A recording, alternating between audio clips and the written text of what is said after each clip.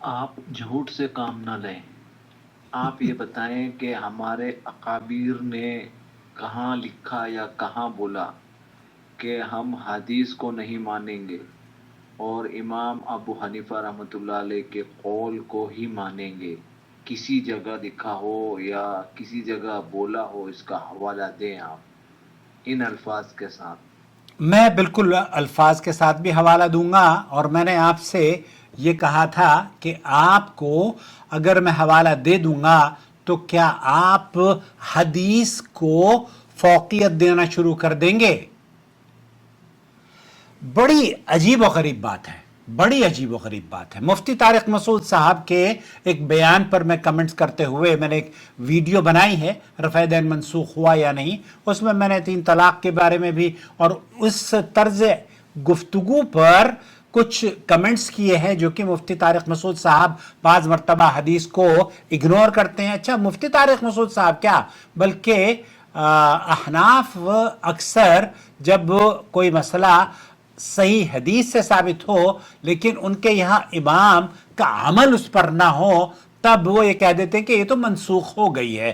رفع دین کا ہو یا طلاق کے بارے میں ہو، 3 طلاق کے بارے میں ہو، اس طرح کی باتیں. حالانکہ صحیح مسلم، صحیح بخاری کے اندر احادیث صحیح اور مرفوع روایات موجود ہیں، لیکن اس کے باوجود بھی اور ان کا اعتراف بھی کرتے ہیں کہ یہ حدیثیں صحیح بھی ہیں. بھائی اصل میں ایک کتاب ہے میرے پاس جس کا میں نے تذکرہ اپنی کئی ویڈیو میں کیا ہے، دفاع امام ابو حنیفہ. اس میں تو یہ واضح طور پر لکھ دیا گیا ہے میرے عزیز کہ ایک تقلید مقلد شخص پر یہ ضروری نہیں ہے کہ آپ قرآن اور حدیث کا کسی سے مطالبہ کریں. آپ پر واجب ہے کہ آپ کو جو امام صاحب کا مسلک ہے اسی پر آپ کو عمل کرنا چاہیے. اور یہی بات میں نے اپنی گزشتہ ویڈیو میں کہی کہ جناب استدلال کے بجائے فقہ حنفی کے لیے قرآن و حدیث کا مطالعہ زوروں پر ہے.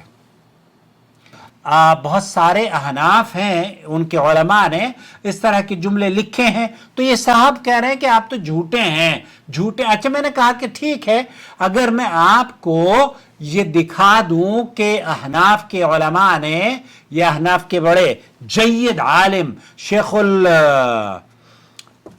کیا کہوں میں، شیخ الہند، اور انہوں نے اگر ایسا جملہ لکھا ہو تو کیا آپ جب حدیث صحیح ملے گی تو ترجیح حدیث کو دیں گے اور امام کے قول کو دیوار پر دے ماریں گے؟ کیونکہ امام خود یہ فرما، اور اللہ کے رسول صلی اللہ علیہ وسلم کی حدیث جب مل جائے تو میرے قول کو، امام ابو حنیفہ کہتے ہیں کہ میرے قول کو تو دیوار پر دے مارنا. امام مالک، امام شافعی، امام احمد بن حنبل، یہ تمام کے تمام یہ کہا کرتے تھے کہ ہمارے اقوال کو رد کر دینا لیکن نبی کریم صلی اللہ علیہ وسلم کی احادیث پر عمل کر لینا جب آپ کو صحیح حدیث ملے. تو میں نے ان سے کہا کہ آپ کیا ایسا کر لیں گے؟ آپ یقین کیجئے ایک صحیح فطرت عالم یا صحیح فطرت آدمی یا صحیح فطرت مسلمان، اس کا جواب کیا ہونا چاہیے؟ ذرا مجھے بتائیے آپ کا جواب کیا ہوگا. اگر میں آپ سے یہ کہوں کہ ایک طرف تو ہے امام ابو حنیفہ کا قول اور دوسری طرف ہے نبی کریم صلی اللہ علیہ وسلم کا قول، تو آپ کس کو ترجیح دیں گے؟ تو یہ صاحب جب میں نے ان سے پوچھا جو مجھے جھوٹے ہونے کا دعویٰ کر رہے ہیں کہ آپ نے جھوٹا الزام لگایا ہے، میں آپ کو بتاؤں گا کہ میں نے کتنا سچی بات کہی ہے. تو اگر یہ کوئی جملہ آپ سے کہے کہ حدیث پر ترجیح آپ دیں گے، حدیث کو قبول کریں گے یا پھر امام ابو حنیفہ کے قول پر عمل کریں گے، آپ کا کیا جواب ہوگا؟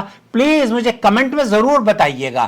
آپ کو اگر یہ موقع ملے کہ 2 چیزیں پیش کی جا رہی ہیں آپ کے سامنے، امام ابو حنیفہ رحمۃ اللہ علیہ کا موقف ہے اور نبی کریم صلی اللہ علیہ وسلم کا موقف ہے، تو آپ کس پر عمل کریں گے؟ یہ مجھے آپ جواب دیجیے گا کمنٹس میں. نمبر 1. نمبر 2، اب وہ جو انہوں نے کہا کہ آپ جھوٹے ہیں اور وغیرہ وغیرہ، میں آپ کو دکھاتا ہوں یہ اسکرین پر جو آپ کے، میں کوشش کروں گا کہ اسکرین پر اس کتاب کو نشر کر سکوں. یہ ہے تقریر ترمذی بجامع ترمذی اور بالحواشی، حواشی کے ساتھ علامہ المحدث محمد انور شاہ کشمیری اور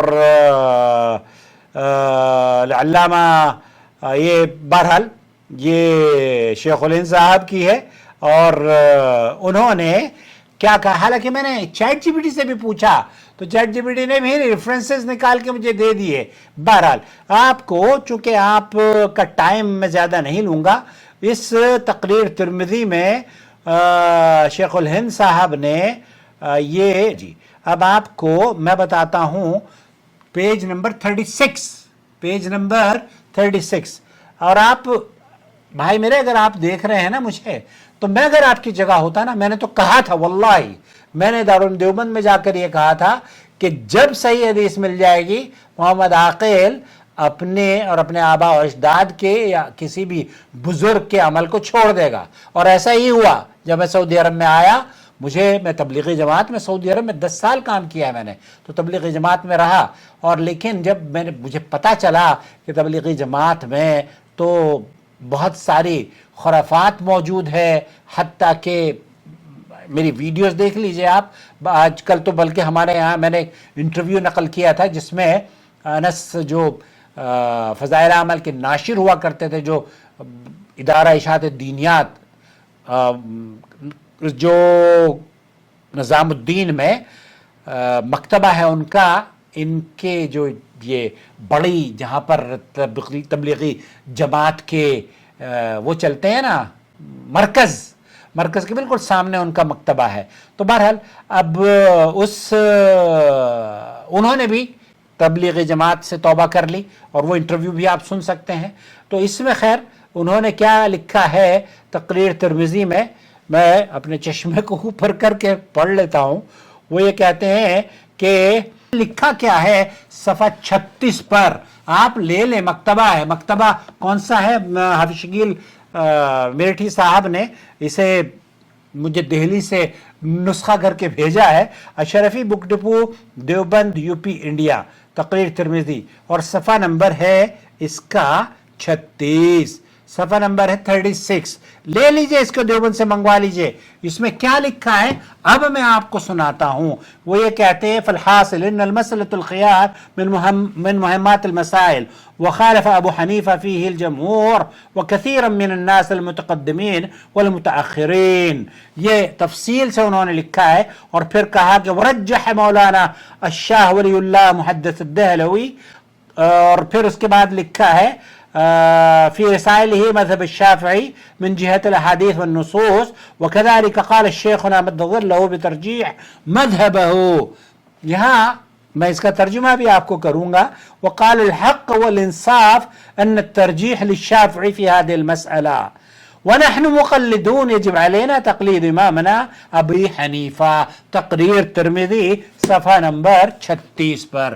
دوستوں بھائیوں اور بہنوں، اب یہ جو صاحب مجھے کہہ رہے تھے نا کہ جھوٹا آپ الزام، میں جھوٹا الزام نہیں لگا رہا ہوں، میں تو دیوبندی تھا.